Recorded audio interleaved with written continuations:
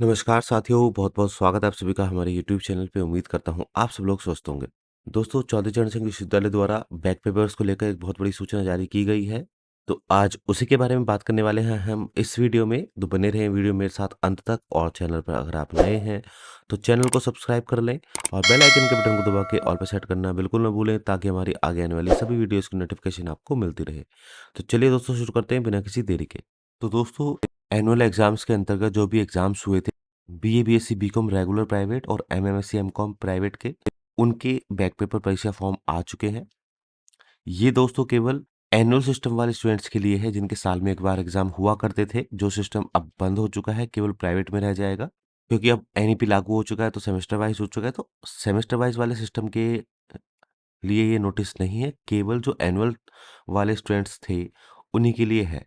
तो इसमें आगे लिखा है कि उपरोक्त पाठ्यक्रमों के समस्त छात्र-छात्राओं की बैक पेपर परीक्षा 2023 के परीक्षा फार्म माननीय कुलपति जी के आदेशानुसार विश्वविद्यालय की वेबसाइट पर विश्वविद्यालय द्वारा अधिकृत एजेंसी द्वारा निम्नांकित तिथि के अनुसार भरवाए जाएंगे। पहला है दोस्तों, छात्र छात्राओं द्वारा परीक्षा फार्म वेबसाइट पर ऑनलाइन भरने एवं ऑनलाइन परीक्षा शुल्क जमा करने की प्रारंभिक तिथि, जो कि है 25/10/2023। जी हाँ दोस्तों, 25/10/2023 से शुरू होने थे, लेकिन अभी तक वेबसाइट पर ठीक से अवेलेबल नहीं हो पाए हैं बैक के फॉर्म।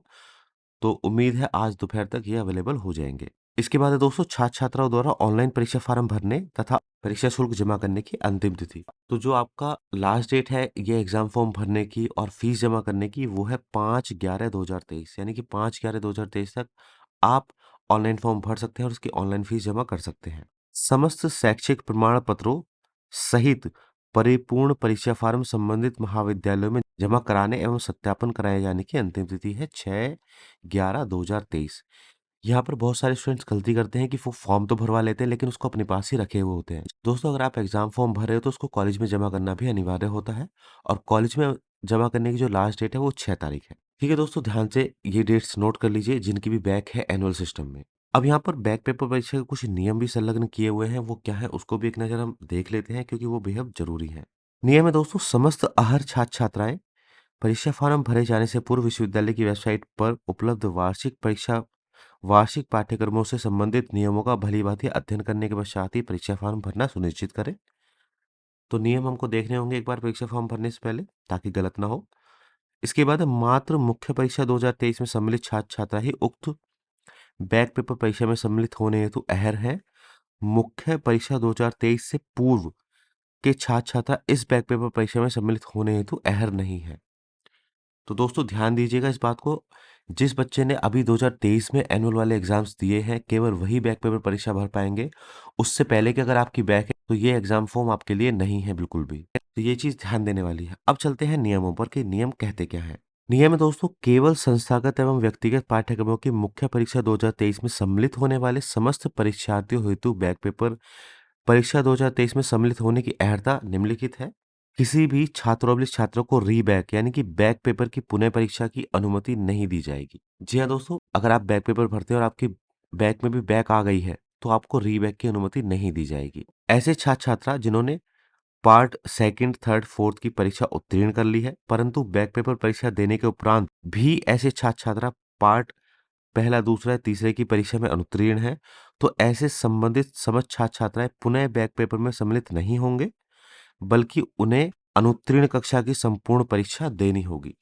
जी हाँ दोस्तों, ध्यान कर लीजिए। अगर आप एक बार बैक दे चुके हैं, पिछले जो एग्जाम्स हुए थे, फिर भी आपकी बैक आ चुकी है, तो आपको बैक पेपर फॉर्म नहीं भरना होता है दोबारा से, आपको सारे एग्जाम देने होते हैं। ये चीज बहुत ध्यान देने वाली है।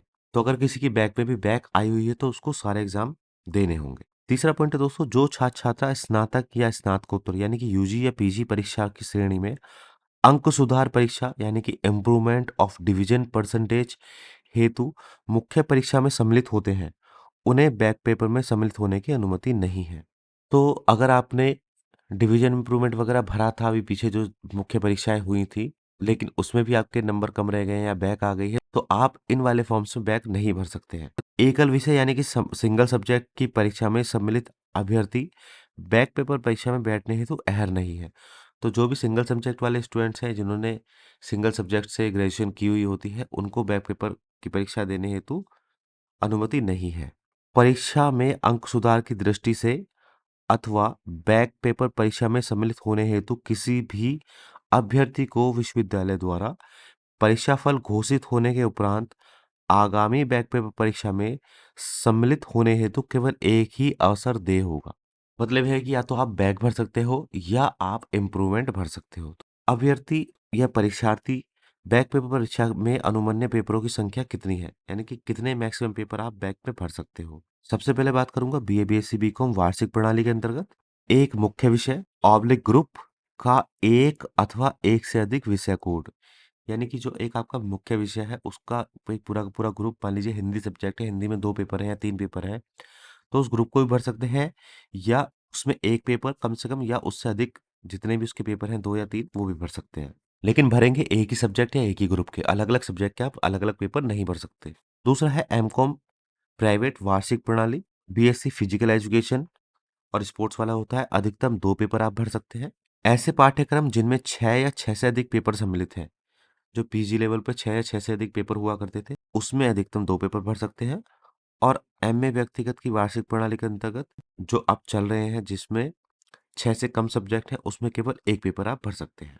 अब यहाँ पर दोस्तों नोट लिखा हुआ है कि अभ्यर्थी अभिलिख परीक्षार्थी को उपरोक्त के अतिरिक्त मुख्य परीक्षा के साथ फाउंडेशन कोर्स, क्वालिफाइंग कोर्स के प्रश्न पत्रों में यदि वह इसमें उत्तीर्ण अभिलिख अनुत्तीर्ण है तो इसमें बैक पेपर परीक्षा की अनुमन्यता होगी। यानी जो भी आपके फाउंडेशन कोर्स हैं या क्वालिफाइंग कोर्स है उसमें आप बैक पेपर भर सकते हैं जो आपके मुख्य विषय है उससे अलग। तो यहाँ यूजी लेवल पर 2 प्रश्न पत्रों में, पीजी लेवल पर केवल 1 प्रश्न पत्र में तथा जिन पाठ्यक्रमों में 6 या 6 से अधिक प्रश्न पत्र हैं उनमें 2 प्रश्न पत्रों में बैठने की अनुमति दी जा सकती है।